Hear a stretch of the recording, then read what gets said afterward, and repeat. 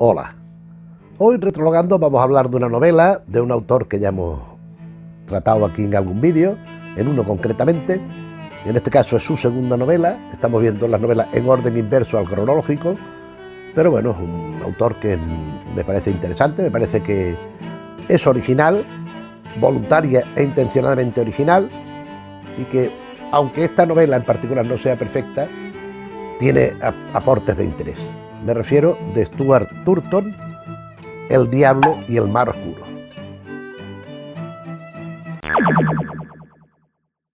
Pues sí, efectivamente, Stuart Turton es un autor novedoso, es un autor que intenta integrar distintos géneros. De hecho, en el final del libro que vamos a ver hoy, de la novela, hace una nota donde él sugiere que cada lector entienda que es de un género, se imagine los personajes como quiera, etcétera, etcétera, etcétera. Es un autor del que ya vimos siempre, por la misma editorial, nuestros amigos de Ático de los Libros. Ya hablamos de su última novela, la más reciente, El último asesinato en el fin del mundo, donde una serie de personajes tienen que debatirse una situación posapocalíptica muy particular y donde se producían crímenes. Y esto es una clave que ya viene de esta otra novela que vamos a ver hoy, que es El diablo y el mar oscuro, que es la segunda, que es esta. Aquella era el último asesinato del fin del mundo, la tercera. El diablo y el mar oscuro es la segunda. Y la primera, que es la que queda por hablar, que lo haremos dentro de unos días, no sé, de unos cuantos, es esta, Las siete muertes de Evelyn Hardcastle, que es la primera, que ya digo que ganó un montón de premios y fue el descubrimiento de un autor pues muy interesante. Pero esta la veremos en otra ocasión. Hoy nos vamos a centrar en El diablo y el mar oscuro. Para mí quizás la más floja de las tres novelas. No es que sea mala, es una novela muy distraída, con mucha peripecia, que pasan muchas situaciones extrañas. Ahora comentaré un poco el argumento, como siempre, pero sin desvelar el final, por supuesto. Todo hasta ahí podíamos llegar. Pero yo creo que intenta este autor hacer esta mixtura, este hibridismo de géneros y ser original de forma voluntaria y consciente, hasta el punto que a veces yo creo que se le va un poco de las manos. Nos cuesta un poco, como los lectores, seguir hasta qué punto está desarrollando una continuidad y si este personaje es A o es B o es C, porque puede haber determinadas confusiones de personajes en ciertas situaciones que se producen en la obra narrativa, ¿no? Entonces aquí hay unos personajes, algunos perfectamente definidos, que evolucionan hay que creérselo. Esta es una novela de carácter histórico, no es que sea una novela basada en hechos reales, pero sí en un momento de la historia pues concreto, que ahora lo referiremos todo, en una situación histórica determinada y con unos personajes concretos de los que también se presupone que hay una prehistoria que nosotros no conocemos. Él dice, el autor, en esta nota final a la que he aludido antes, que hay ciertos anacronismos que él voluntariamente ha incluido porque le venían bien para el desarrollo narrativo, para la peripecia de la novela. Bueno, no me parece mal, son licencias que, bueno, tampoco todos somos historiadores, ¿no? Que es que entonces los barcos no iban así, que iban asados y no hacían esta ruta, que hacían la otra. Pues muy bien, pues el que lo sepa, pues se pondrá muy contento o se cabreará de ver que esto no es históricamente cierto, pero a mí personalmente eso me trae al pairo, quiero decir. A mí me interesa que una novela me interese, me produzca algunas sensaciones o emociones y me divierta sobre todo. Estamos en 1634 en Batavia, colonia holandesa, donde el gobernador principal, concretamente el gobernador general, es el título concreto, decide volver a Ámsterdam. Resulta que hay un grupo llamado los 17, que son los plenipotenciarios, los más poderosos del mundo, y él quiere formar parte de este grupo porque ha fallecido uno y decide ir con todo su capital para ya no volver a Batavia. Monta una flota de barcos para hacer el viaje. Él irá en un barco concretamente llamado Saardam, eso de las doble A y tal es muy holandés, Saardam. Bueno, en este barco irá él, naturalmente, irá su mujer y su hija, su mujer Sara, su hija Lía, y también hace que vaya su amante, que a su vez tiene dos hijos. Este gobernador es un tipo muy voluble, es un tipo muy desdeñoso, es un tipo que de pronto parece que le interesa una cosa y después cambia y le interesa otra, pero sobre todo es muy déspota. Es muy dictatorial, entonces tiene una especie de ejército como de mosqueteros que los hace ir también en el barco para que sea su guardia personal, con un capitán de los mosqueteros al frente, y lleva todo esto más una serie de elementos que nadie conoce. Uno llamado la locura, que la tiene muy oculta, que en la novela se explica qué es la locura, que resultará un elemento fundamental para los 17, porque permitiera hacer cosas que no se conocen. Hasta ahí puedo leer. Y después, algo que no tenemos ni idea de lo que es hasta el final de la novela, que está oculto, tapado y escondido, en donde tenía que ir parte de los víveres. En vez de llevar más comida y más cosas, está eso, que no sabemos qué es, que ha hecho trasladar por vos, por su mano derecha, por la noche a escondida y por los mosqueteros para llevárselo. Como van a ir varios barcos, en el momento que necesiten aprovisionamiento, de los otros 7 u 8 barcos, van 7 barcos, de los otros 6 barcos pueden ir aprovisionándose para ir comiendo y tal igual. ¿Y qué ocurre? Que en este mismo barco va un personaje que se llama Arendt, como no eres en inglés, pero sin el apóstrofe, Hayes, Hayes, que es un mercenario, es un gigante, es un individuo asombrosamente gigantesco, muy fuerte, muy ancho, esto lo sabemos desde la primera línea de la novela prácticamente, que tiene una doble relación en inicio muy importante. La primera es el sobrino adoptivo del gobernador general este que hemos dicho. Sobrino adoptivo porque no es en realidad su sobrino. Este gobernador es muy amigo y dependiente del abuelo de Arendt. En la infancia del propio Arendt, va a cazar con su padre, es el gran enigma que él tiene en su cabeza, va a cazar con su padre, no se sabe qué pasa, a los 3 días aparece en una carretera, sin recuerdo de lo que ha pasado, y con una cicatriz en la mano. Una cicatriz con forma de un ojo con una cola. ¿Y esto qué será? El abuelo lo coge y este otro, el gobernador, lo lleva consigo como si fuera su sobrino y lo cría y lo educa como tal. En su momento, este Arendt es un héroe magnífico, que él prácticamente solo gana batallas, etcétera, etcétera, y se dedica a lo que sabe hacer, pelear y luchar, se hace mercenario hasta que conoce a un personaje esencial que le hace ir por la senda no digamos de la virtud, pero sí del bien, que es Samuel Pepys. O sea, todo esto que estoy contando va desglosándose en la novela, claro, no viene al principio contado ni nada, pero Samuel Pepys es el personaje quizá más interesante de la novela, en tanto es el detective más famoso del mundo. Es un detective que ha resuelto un montón de casos con el auxilio de Arendt. Arendt es como su guardaespaldas, porque es muy pequeñito y muy delgadito. De hecho, cuando van juntos dice que va el gorrión y el oso. El oso es Arendt y el gorrión es Pepys, Samuel Pepys. Es un detective, es una especie de Sherlock Holmes. Es un detective que tampoco lo hace la resolución de los casos por el dinero ni por la virtud, sino por el desafío intelectual que implica la resolución de los enigmas que se le puedan plantear. También por el dinero. Es un tipo que le gusta mucho el bon vivant, que le gustan mucho los lujos, que le gustan mucho las mujeres, el ocio y tal y cual. Pero, en el momento de arranque de la novela, se nos habla de que, en fin, de casos muy conocidos, y Arendt los ha ido consignando por escrito al modo del doctor Watson. Es decir, han ido haciendo relatos de los casos con mayor o menor fidelidad, eso no lo sabemos, y la gente conoce muchísimo las hazañas de Pepys mediante esos relatos. Relatos que nosotros como lectores no conocemos, porque no existen. De Samuel Pepys es un personaje que se ha inventado el autor y le ha puesto con estos antecedentes, pero es lo que estamos viendo, o sea que es un detective brillantísimo, que es un detective inteligentísimo, que no se le escapa una y tal. Pero ocurre una cosa, que en el barco no va en condición de detective ni de invitado, sino de preso, porque el gobernador ha recibido una carta de precisamente el abuelo de Arendt,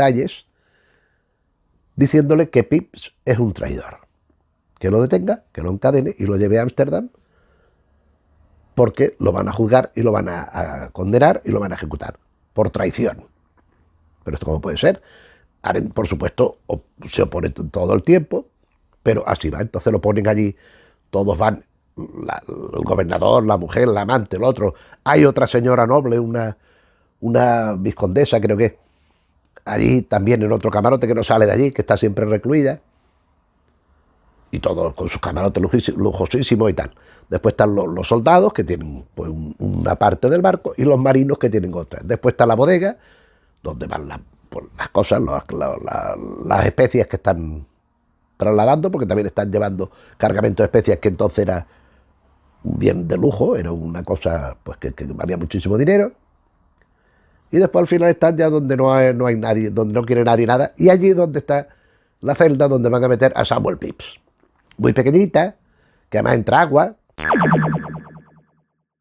Pero ya tenemos los personajes principales. ¿Qué ocurre?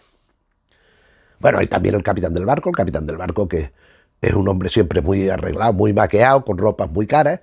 Un capitán como viste también, como lleva estas cosas tan caras y tan preciosas y tal, que tiene un ayudante que es tuerto, que es muy malvado, que es el que maneja a los marinos pelados, porque allí va todo el mundo al sablazo y paso atrás. O sea, aquí la gente lo que va es a matar al otro para ocupar su lugar, para quedarse con lo suyo.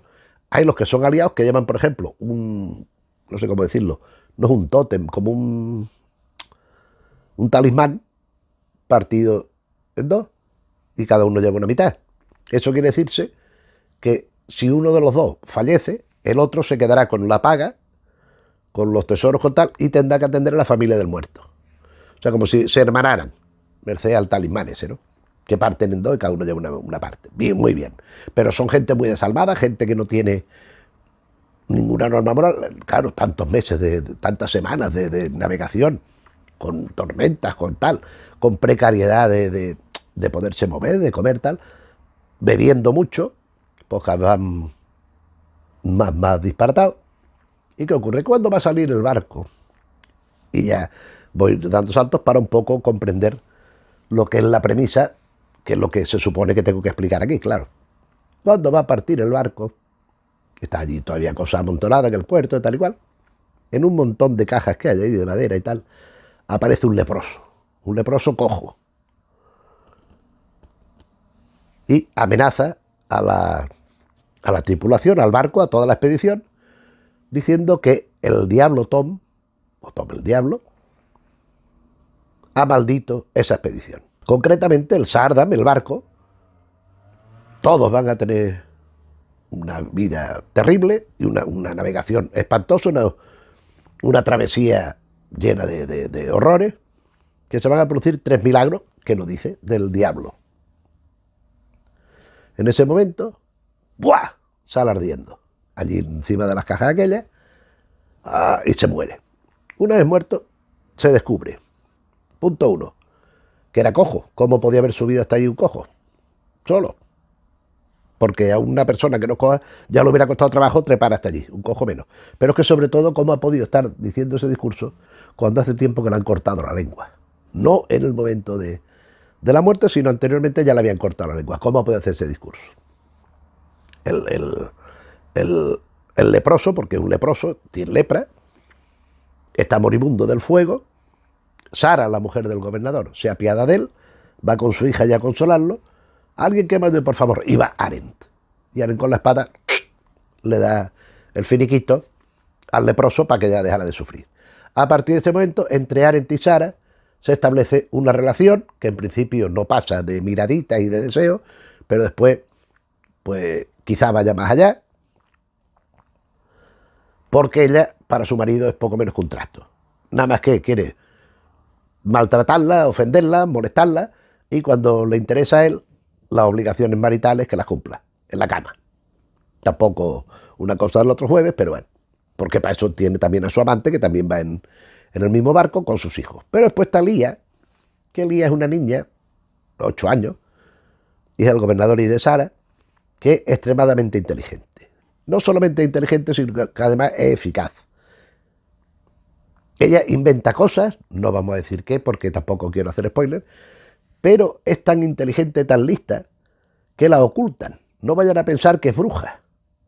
Como es tan inteligente, es tan despierta, temen que con la superchería y las supersticiones de la época, pensaran que era bruja y le pudieran hacer daño. Entonces la tenían allí en el castillo, en la fortaleza, allí más o menos medio oculta, y en el barco también, que esté con su madre y tal.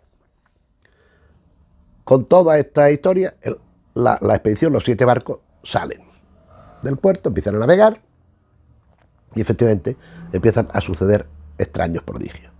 Empieza a aparecer la marca esa que lleva Aren en la cicatriz, en la muñeca, una cicatriz, forma de cicatriz, pero empieza a aparecer por ahí.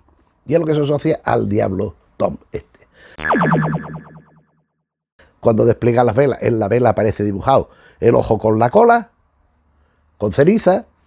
En determinadas partes del barco empieza a aparecer esa señal también, en cajas y en materiales que están en la bodega y en distintos sitios también, y no se entiende. Entonces Aren, que es realmente el protagonista de la novela, junto con Sara, Aren, sobrino del gobernador, intenta pues apelar a este hombre que están sucediendo cosas raras, y pueden suceder más, teniendo aquí a Samuel Pepys, no lo tenga encerrado, suéltalo y que él lleve la investigación, porque no hay enigma que se le resista, y se solucionará el asunto y le aclararemos el tema. No.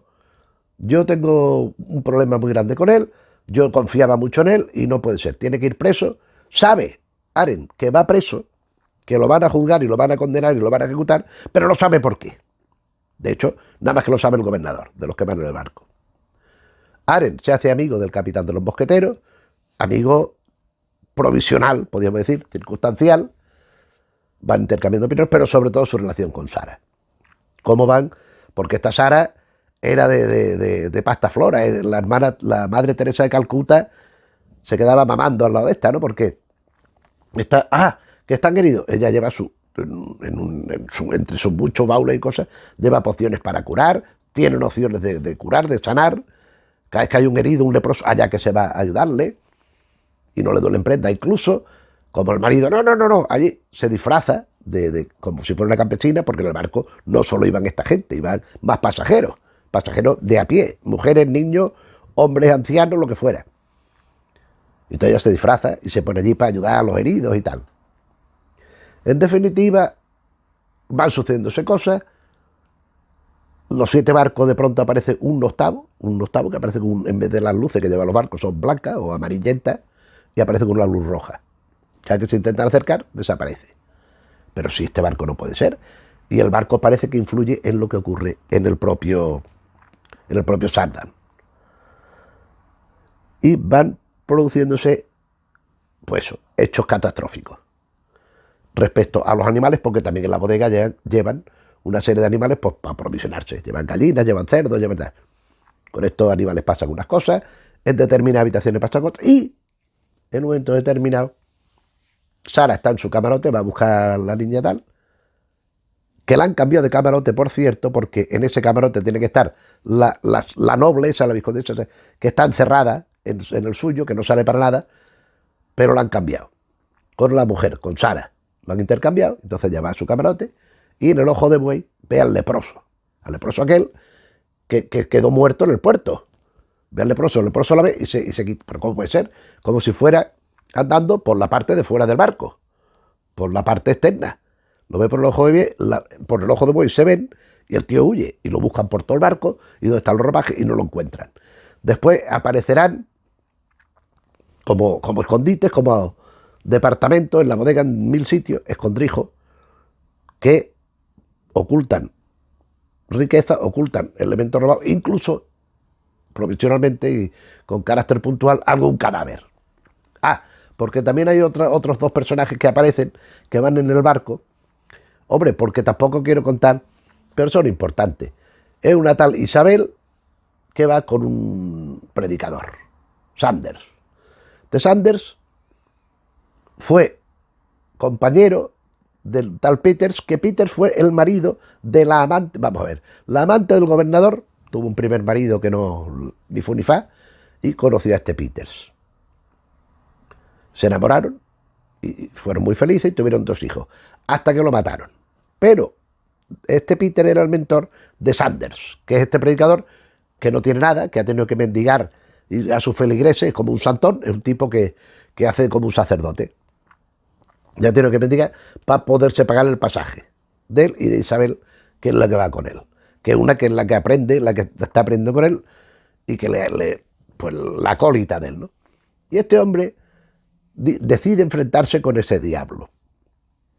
¿Con qué éxito? Pues bueno, ya lo veremos. En definitiva, la reflexión de la novela viene a ser, si es que la hay, porque es una novela que es un folletín, una cosa detrás de la otra, cosa imposible, si no imposible, improbable, pero muy distraída. Ahora pasa una cosa, ahora hay en determinado momento hay una isla donde aparecen unas cosas insospechadas, una isla desierta, abandonada, y de pronto aparecen allí como unas construcciones llenas de alimentos y de cosas, pero ¿qué es esto? Si esto, y además esto es reciente, si no estaría todo caducado y hecho una porquería, ¿no? Pasan cosas que no puedo contar. Hay una tormenta grandísima, que el capitán del barco, que es muy hábil, va esquivando, pero la tormenta siempre va detrás, hasta que ya cae la tormenta y claro, se forma la de Dios, se ve inunda todo, pero bueno.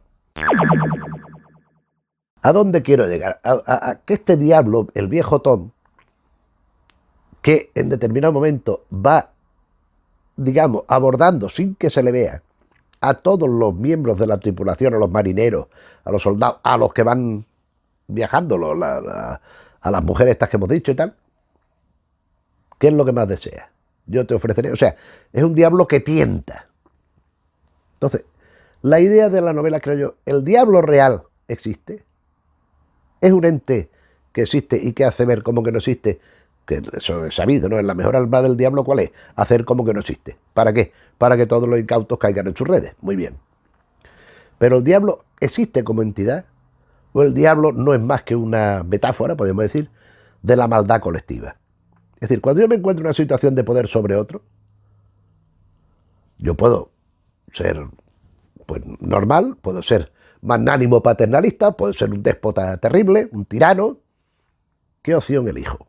Cuando en una situación que hay varios miembros de distintos grupos, de distintas tribus, pero están en un mismo lugar, el que tiene la fuerza, el que tiene el poder, hace que la vida de los otros sea más agradable, o por el contrario les pisa el cuello como si fueran sabandijas. Esto un poco es lo que viene a decir, por una parte, la tesis de la novela, creo yo. Por otra, es todo lo que hay, es que yo no voy a decir qué es lo que pasa, claro, pero de pronto al final sí diré que aparecen parentescos insospechados, que en ningún momento ha habido ningún indicio ni nada que haga pensar que existían, muy improbables, por otra parte.